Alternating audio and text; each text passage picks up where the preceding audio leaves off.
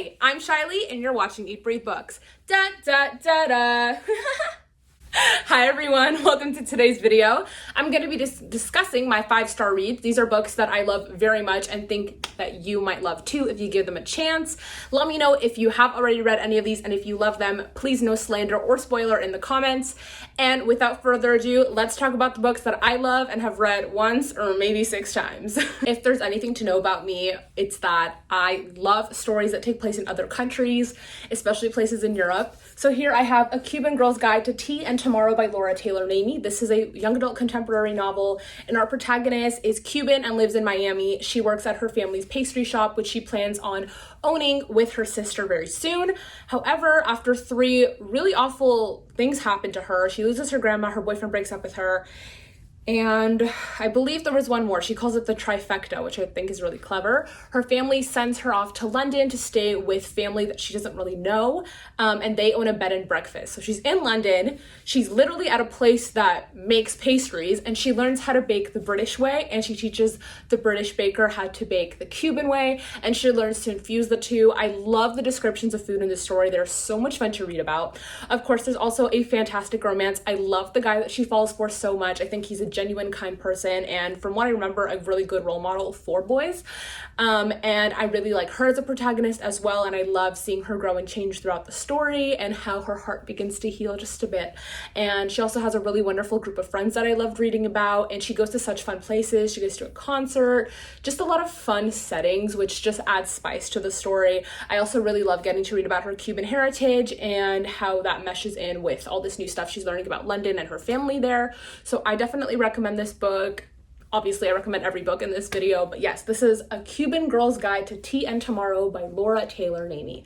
By the way, this was a Reese's YA book club pick, and we love Reese Witherspoon, so there's that. The next book I have here is Counting Down With You by Tashi Bhuiyan.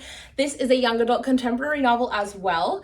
The tagline is, "A lot can change in 28 days." It's basically about a girl named Karina who's Bangladeshi, just like Tashi is. And her parents go to Bangladesh for 28 days, and she stays with her brother and her dadu, who I believe is her grandmother, who doesn't live with them normally. So this is a fresh change, and Karina's never really had freedom. Her parents are incredibly overprotective. They don't want her to study English, which is her dream, and that's really difficult for her. So for 28 days, she basically has this freedom to do what she wants and to discover the things that she loves and to get closer to her grandmother and to her brother and to herself.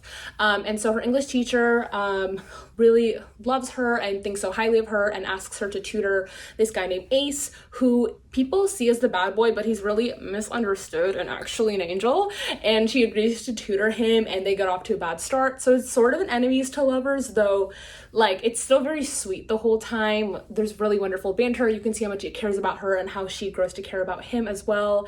I love this story so much. I love the themes in it. I love that Karina gets to, learn how to use her voice and speak up for what it is that she wants and the things that she loves and the people that she cares about. I love her relationship with her dadu and with her brother. I love her relationship with Ace, obviously, and how her relationship changes with her parents.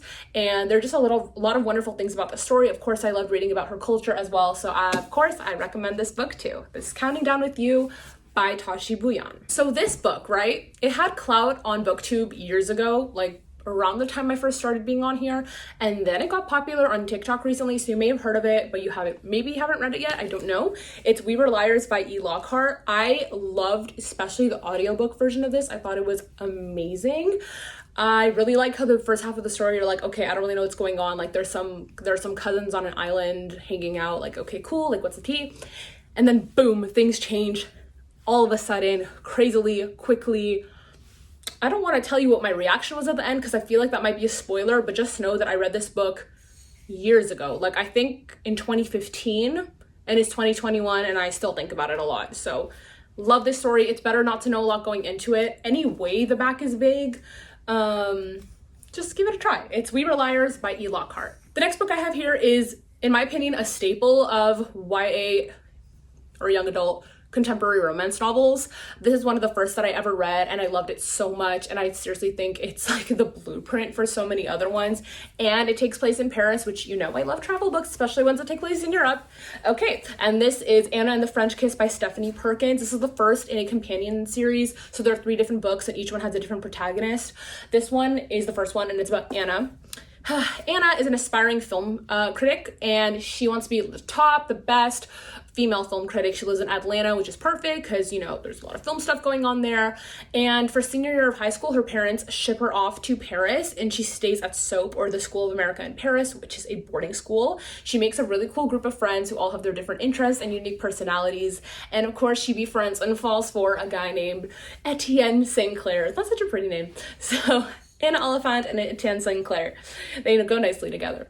And Etienne is British, but he grew up mainly with his mother in San Francisco, but I think he also lived in France for a while with his father. His parents are, I don't think they're divorced, but they're separated, and the mom unfortunately has to rely on the dad a lot for money, which is hard because his mom is like, she just has some difficult circumstances. You can read about them if you read the book.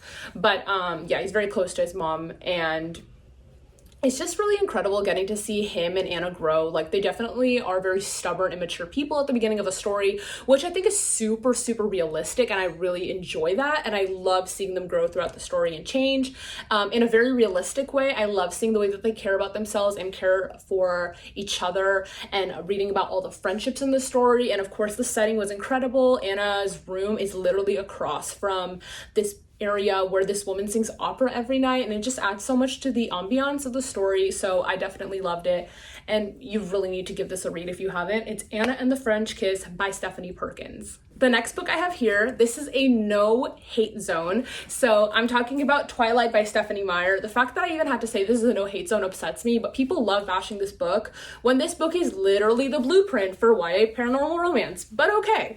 So if you don't know what this is about, because honestly, I feel like we're getting to the point where readers who are, you know, really young and starting to get into it might not even know what Twilight is. Like, personally, I introduced one of my students to Twilight, and she's, I think, 14. So it was really incredible getting her to bring her into this world. I don't think she'd heard of Twilight before me, or I at the very least encouraged her to read it and watch the films, which was so exciting, and I was so happy she took my recommendation. So yes, if you're watching, shout out to you.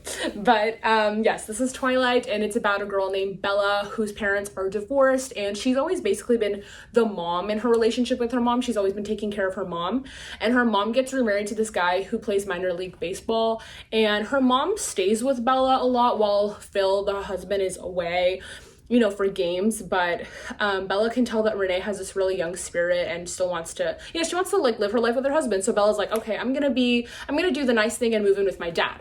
Her dad lives in Forks, which is a small town in Washington, and it's always rainy there, and she hates the rain, she likes the sun. It's just very different from what she's used to. She's not close with her dad, and then she makes these new friends at school. She's the new girl. It's such a small town, they never get anyone. She's interesting and mysterious. I love Bella. I think she's such a kind, considerate soul, and if you read Midnight Sun, which is the book from her love interest Edward's perspective, you will get to see just how incredible she really is and what he thinks of her and what other people think of her.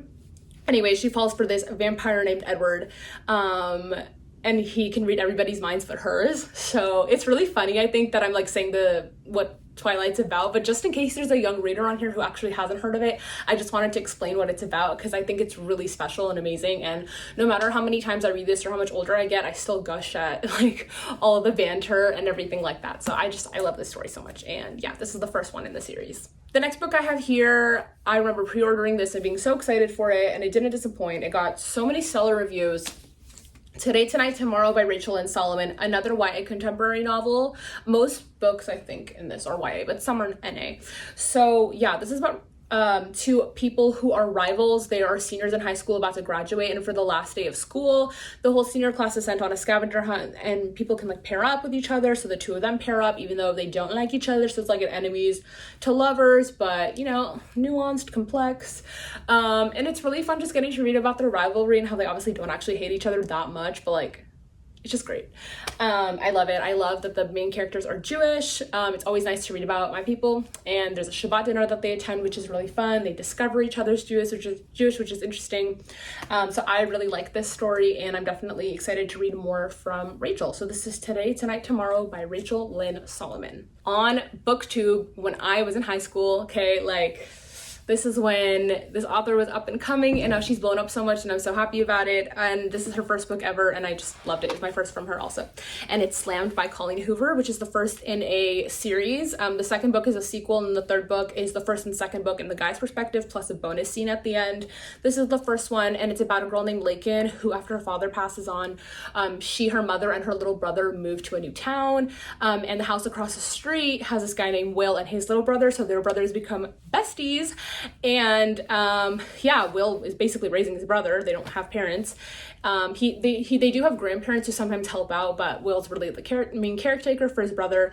And Lakin and Will basically hit it off right away and go on a date, and he shows her his love for slam poetry, which is what got me into slam poetry, and I love poetry so much, and it's just really cool to read the poems in here. But then they find out very quickly that Will is actually Lakin's poetry teacher at school, at her new school, and they're like, this needs to stop. I'm gonna leave it at that. This is a great one. I feel like people don't talk about this one enough. It's very good. Even if you don't like poetry, but even if you don't like poetry, I think you might like this, especially if you like Colleen Hoover. So this is Slammed by Colleen Hoover. These authors are starting to get more popular too, which is exciting. I've only read this book from them so far. Christina and Lauren make Christina Lauren, and this is their book, The Unhoneymooners, which is about enemies to lovers, a new adult contemporary romance, which is basically about two people whose siblings get married, but then everyone at the wedding, including the bride and groom, get food poisoning, except for the two of them that don't like each other. So they take the honeymoon tickets of their siblings and go on a honeymoon together in Hawaii and pretend like they're in love with each other. But all these shenanigans ensue, like her boss shows up and she has to pretend she likes, the guy that she came with, and enemies to lovers. We know how that goes, but so much fun to read about them being in Hawaii. The weather definitely set the tone a lot of the time. The days that were sunny were days where they were happy together. There's some rain, and the rain reflects like the tumultuous relationship the two of them have. Good old rom-com in Hawaii. Very special. Love this book. It's gonna be a movie, so I'm very excited for that. Okay, also, I want to talk about two books by this one author. I don't have the copies on me right now, but they're Breathless and All the Bright Places by Jennifer Niven. I think she's one of the best authors of our generation. I think she's so talented. All the Bright Places is about a girl who learns how to live from a boy who intends to die. That's the tagline. Basically, the main girl in the story, her name is Violet, and her sister passes on, and they were very close, and she's having a really hard time dealing with it. And then she meets Finch, who is a very depressed person. The way that Jennifer writes about depression, the way she got into this person's head, it's just, wow, you really feel like you're there with him. It's crazy. And the two of them form this really intense bond and relationship and learn from each other a lot. They also made a Netflix movie out of it. But yeah, I really, really love the book and I recommend, but obviously trigger warning for depression. If that's something you're intensely struggling with right now, I would not pick up the book. And then there's also Breathless, which I love very much. And that's about a girl named Claude who goes with her mother after her dad tells her that she and her mom are getting a divorce, and she and her mom go to this island where her mom's relatives live, and they spend the summer there. And Claude's really resistant at first, but then she meets this really cool group of friends, and she meets a guy named Jeremiah, but he goes by Maya, and they get really close, and he's a really interesting character. And the whole book just has a very magical, there's no magical realism to it, but it has this sort of ethereal sort of vibe that's really hard to explain. But I highly recommend it. I think her writing style is very good, and it's a very interesting book. So that's that. All right, well, that was my video on my 5-star reads, books that I love so very much. I hope that you all enjoyed, and I will talk to you all. Okay, everyone, before you go, make sure to please subscribe and turn on notifications and like the video because it helps me out, and leave a comment letting me know if you've liked any of these books. Again, no slander, no spoilers, please. Or let me know some of your favorite reads, your favorite 5-star reads, and I will talk to you guys soon. Thanks so much for over 3K subs, by the way. I love you guys so much. Bye.